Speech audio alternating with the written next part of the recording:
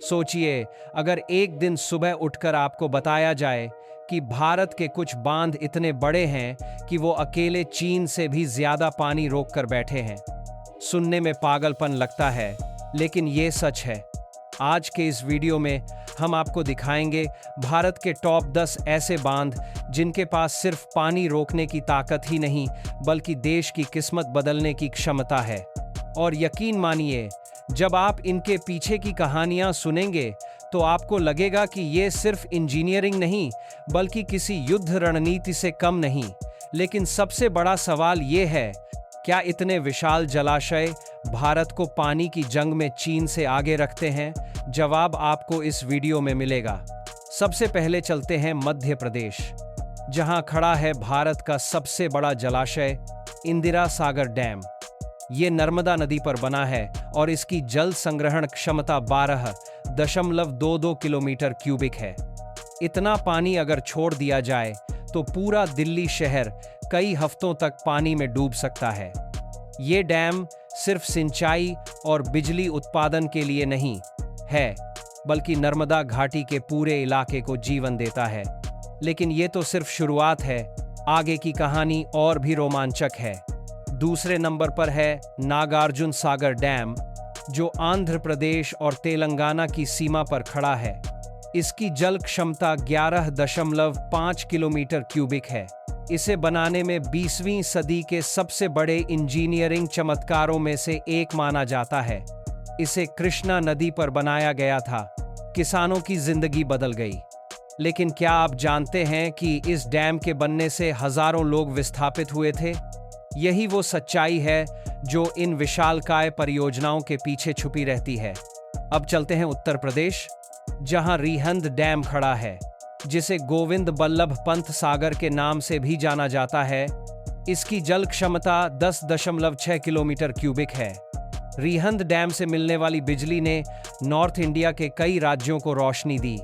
लेकिन इसके बनने के बाद पर्यावरण और स्टाटगिला जान की आगे लोगों पर गहरे प्रभाव पड़े। सोचिए, एक डैम सिर्फ पानी ही नहीं रोकता, बल्कि इंसानों की पूरी कहानी बदल देता है। इसके बाद आता है हिमाचल प्रदेश का भाखड़ा नांगल डैम।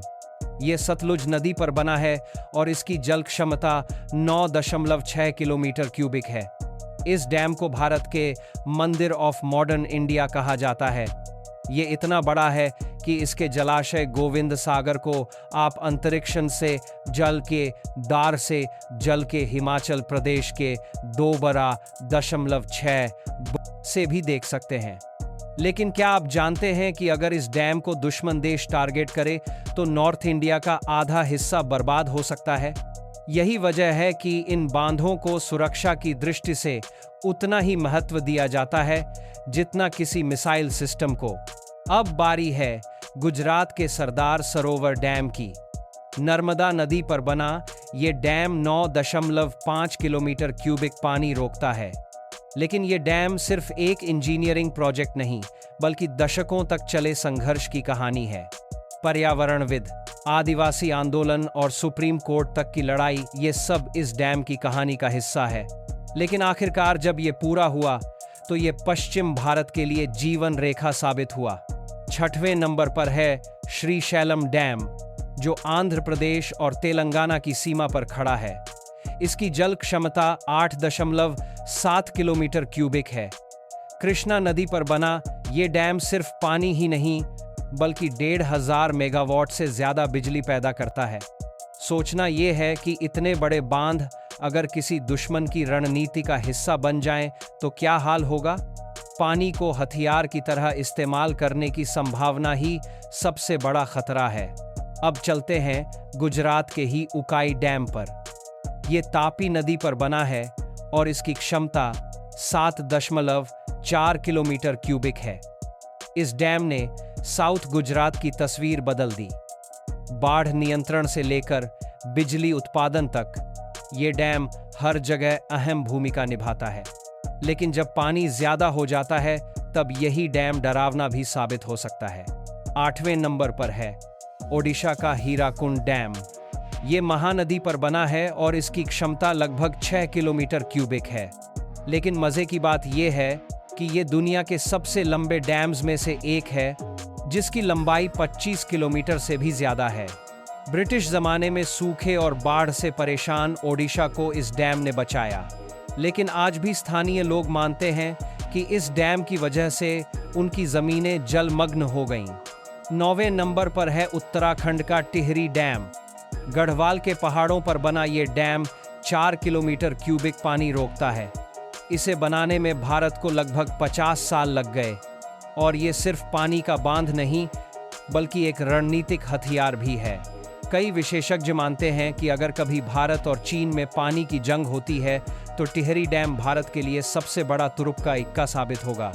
लेकिन यहाँ भी सवाल वही है, इतना विशाल जलाशय पहाड़ों पर कितने दिनों तक सुरक्षित रह पाएगा? 10वें नंबर पर आता है तेलंगाना का श्रीराम सागर डैम, जिसकी क्षमता 3.1 किलोमीटर क्यूबिक है।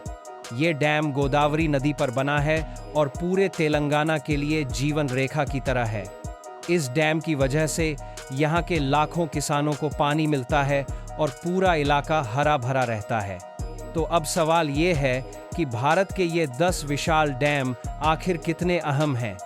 सोचिए, इतने बड़े जलाशय सिर्फ पानी ही नहीं रोकते, बल्कि किसी देश की किस्मत बदलने की ताकत रखते हैं।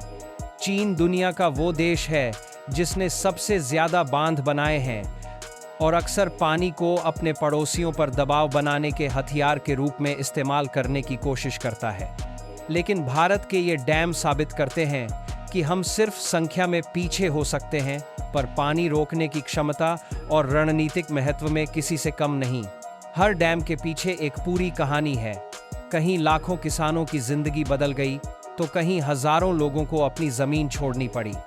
किसी जगह यह बांध आधुनिक भारत के मंदिर कहे गए, तो कहीं इन पर पर्यावरणीय विवाद छिड़े।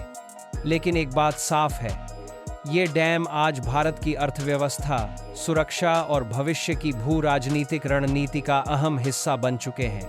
अब असली सवाल यही है, क्या आने वाले वक्त में पानी हथियार की तरह इस्तेमाल होगा? और अगर ऐसा हुआ, तो क्या भारत इस पानी की जंग में चीन से आगे निकल पाएगा? यह सोचने वाली बात है, क्योंकि जिस तरह तेल और गैस ने पिछली सदी की राजनीति तय की, उसी तरह पानी अगली सदी का सबसे बड़ा हथियार बन सकता है। अगर आपको ये वीडियो जानकारीपूर्ण और सोचने पर मजबूर करने वाला लगा हो, तो इसे शेयर ज़रूर कीजिए। और हाँ, हमें कमेंट में बताइए कि आपको कौन सा डैम सबसे ज़्यादा पावरफुल लगा। चैनल को सब्सक्राइब करना मत भूलिए, क्योंकि अगले एपिसोड में हम भारत के उन गुप्त प्रोजेक्ट्स का खुलासा करेंगे जिनके पीछे छुपी है असली भू राजनीतिक रणनीति। और यकीन मानिए, वो वीडियो देखकर आप कहेंगे, ये तो हमें पहले जानना ही चाहिए था।